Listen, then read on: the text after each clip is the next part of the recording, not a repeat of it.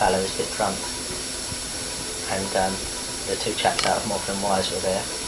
And they said, "Oh, that's an interesting name." And I said, I talked about my name, and I said, And that was the end of my conversation with Morecambe and Wise. Morecambe and Wise, you mean George, Gilbert and George? Gilbert and George. Gilbert and George, yeah. Yeah, so that was the end of that one. Damien told me that Tracy had big tits and asked if I'd back. Two questions I didn't see really deemed a need of a reply. I thought that was probably rhetorical. So I didn't carry that conversation on either. So he didn't come across as a very personable... Well, he seemed alright, just sort of like a... piss bloke. Just sort of like a... sort of like a little knotted, ballless anger. And probably really desperate to be liked. Yeah. That sort of thing. Well, I think, we can all relate to that, so maybe it's useful. So you were on the verge of kind of participating in that scene, were you? Not quite, no. I was just on the verge of being helped by people who sort of like, I suppose, like Tracy's boyfriend wanted to do a big exhibition. She told him about, he was involved in a lot of this stuff, of organising things, and she told him one time about all of the things that had gone on in Hangman Books, and where all of her, a lot of her influences and ideas had stemmed. And he said, well, we should put on a large exhibition, a bit like the one we're doing here actually, but really big one down at the South London Gallery. Oh, no. Yeah. And they went along to talk to the people there and just try and get it going. And I went to the South London opening and I met Damien this thing. Right. Well, met him and passed him, and he passed me. And but then they offered. Tracy's sort of like good at trying to, she knows on one level that it'd be good to honour these things and be sort of like acknowledge her roots sort of thing. Yeah. And where she got a lot of her sort of ideas about how to be an artist or what you might do. Yeah. But then it was, but then they offered her the exhibition time that they were trying to get for me, and she sort of like was unable to sort of resist. It's a real shame. Well, it's sort of like, it's a shame, but it's in character, shall we say? So it's like, I've offered to help, so I don't really need to help you. Because that shows, you should be grateful. Because I've sort of like, I've said the right thing in sentiment, and action isn't really needed after that. Yeah. That's sort of like a normal sort of encounter for most of us in the world. It's a real shame. I think probably things would have been a lot different if you had become more directly involved in that whole thing, I guess. But, well, the thing is, I wouldn't also go along and sort of like, after that was a party I refused to go to. I just went home. Yeah. I mean, after the exhibition and that sort of stuff, and I couldn't really. I know Joe Joplin vaguely. I've met him a few times before. He was Tracy's dealer for another chap I know. Yeah. And I can't really sort of like get excited about their angle. I couldn't get excited about their angle. Well, the angle is making money, isn't it? Yeah. And I sort of like, I'm just like what I'm like, so I'm going to say the wrong thing time and time again. Yeah. And they sort of like, they don't need someone to. They don't need a conscience. Like me about. So I'm just removed. Yeah.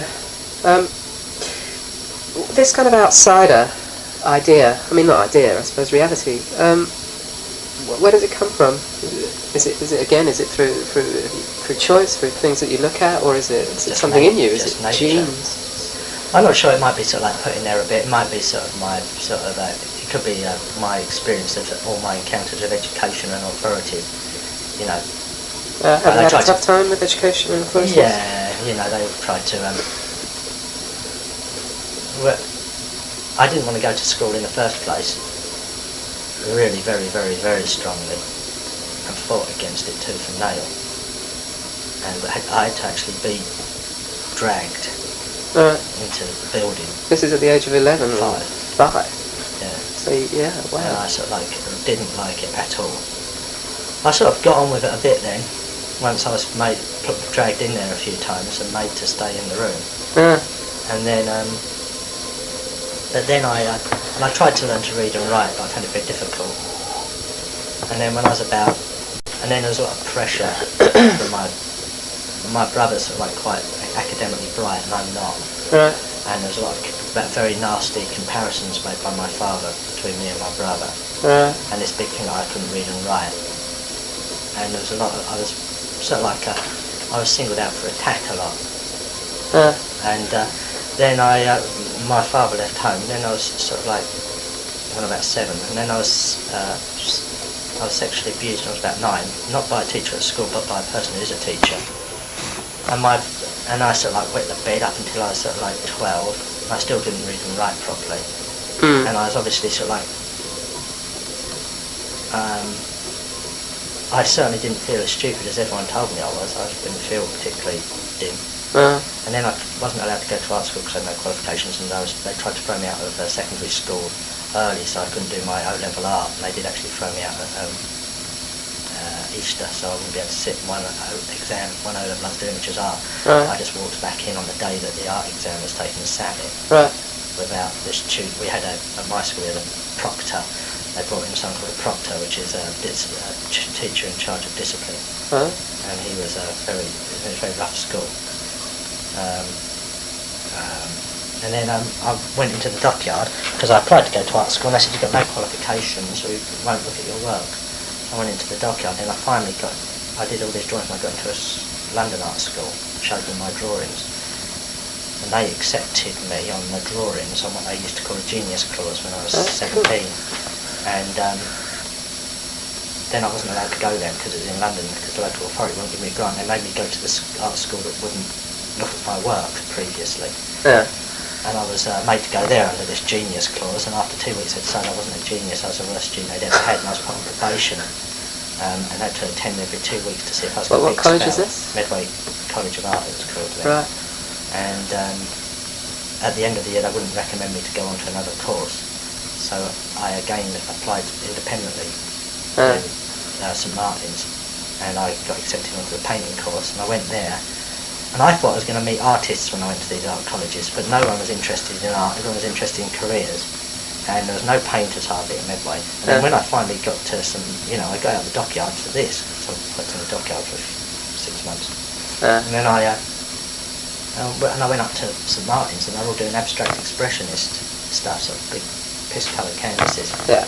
And I walked out after half a term. I wouldn't go on a Rock Against Racism march and was labelled a Nazi by some Jewish girl because I wouldn't go on a Rock Against Racism march. And I didn't really sort of fit in very well. Half the students sort of like thought that I was sort of pretending to be working class, and the other half thought I was working class. And between those, there wasn't anyone left who sort of like really sort of like to be friends with. So I walked out. On your own. So I walked out after a quarter of a term or half a term, and then I played with the group. I was already in a group since '77. Yeah. Pop Reddits, and we went and played a bit and did some records. And then Thatcher came in, and I had to go back on I had to come off the dole, so I went back to the art school, to St Martin's again. Yeah. But then was thrown out after a year and a half. I was expelled for a number of reasons. But one primary one being a book of poetry that I was publishing, and it was deemed obscene. Oh yeah. What was obscene about it? Language. Oh dear, you didn't use the F word, did you? Well, what was it? The main thing is I wouldn't keep quiet, and I wouldn't. And I didn't have a grant, and my father had gone to prison for drug smuggling, and they wouldn't sort of and I couldn't attend college on the hours they wanted me to. Right. So there's a lot of conspiring things going on. So really, you kind of. So after all of that, I just decided to live on the dole and paint. Yeah. Because that's all I wanted to do anyway. Obviously I play music and do writing as well. Yeah. But, I sort of thought, well, I'll do it on my own. Well, I didn't even think I'd do it on my own. I just did it on my own. I carried on doing what I always do. How do you think your art has evolved or changed over the years? I mean, what would you say your art is? You mentioned abstract expressionism. Isn't your stuff expressionist? This is expressionist, isn't it? Yeah.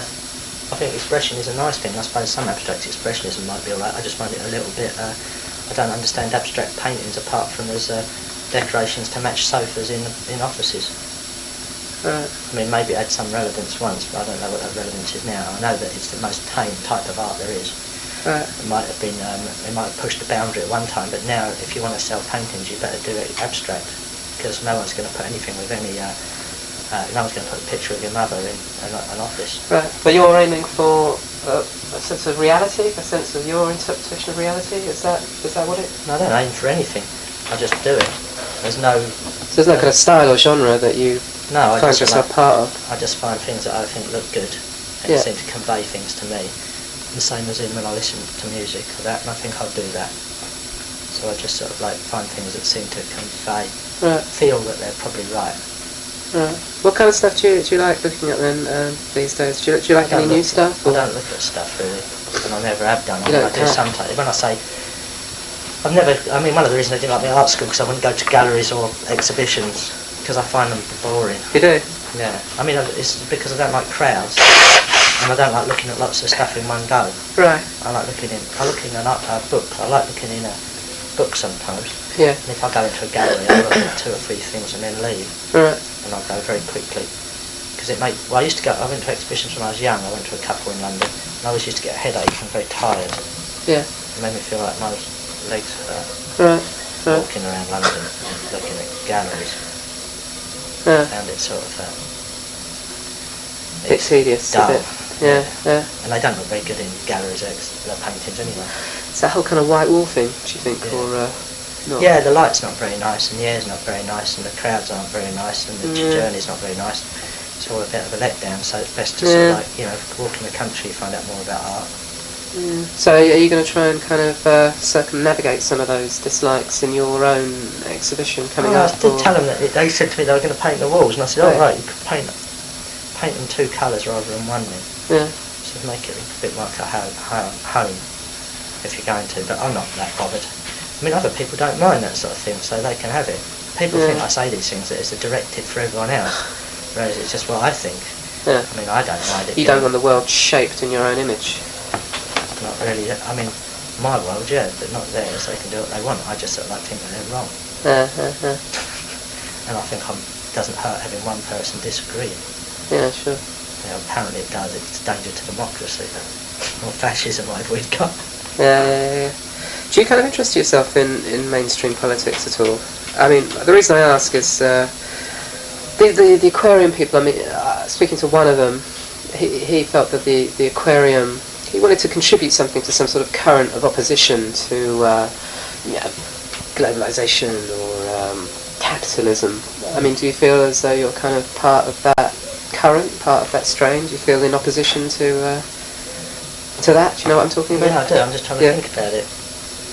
I think that, no, I don't feel that I am. I think I probably am a bit, but I don't feel like I am. It doesn't mean much to me as a sort of like, I don't have,